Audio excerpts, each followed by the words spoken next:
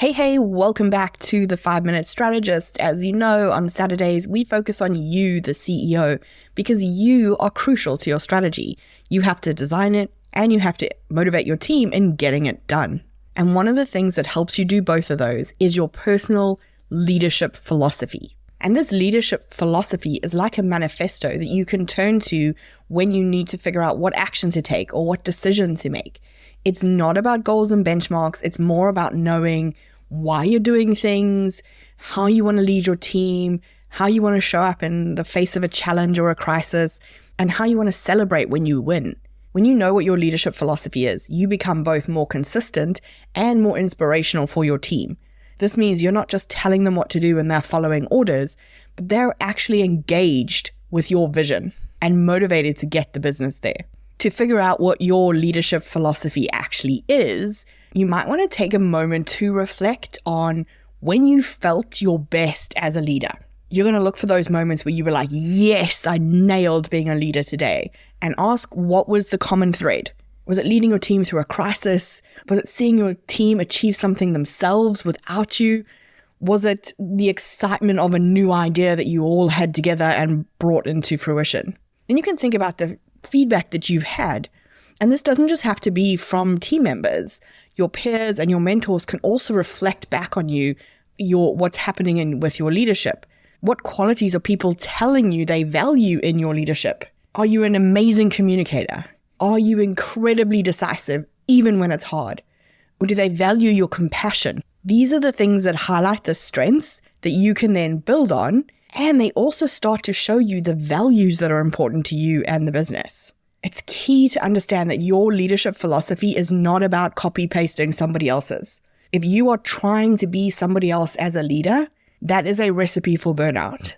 Leadership is like any other relationship in your life. If you can't show up in the way that is natural to you, eventually you're going to burn out, or you're going to drop the facade and explode the trust that person has in you. So the first thing you want to do is go back to your core values. These are those non-negotiables in your business. They guide what you do, what you decide, what the culture of your business looks like. If you haven't set your core values, you want to start by asking, what do you stand for? What will you not compromise no matter what? If you've already got some core values, you might want to revisit those and ask if they're still applicable in that format that you have them in. They might need some tweaking if you and the business have evolved. It doesn't mean the value necessarily has changed, but how you express it might have changed. When you're clear on your core values, it's easier for your team. They can see what drives you, they know what to expect from you, and then this fosters trust and commitment, which leads to the bottom line business impacts. Once you've thought about core values, you want to come back to what do you want to be remembered for as a leader? So think of it as one form of legacy. What this is going to do is help you to think beyond how much profit did I make? What's my revenue line? What did my marketing look like today? It's going to get you thinking about impact.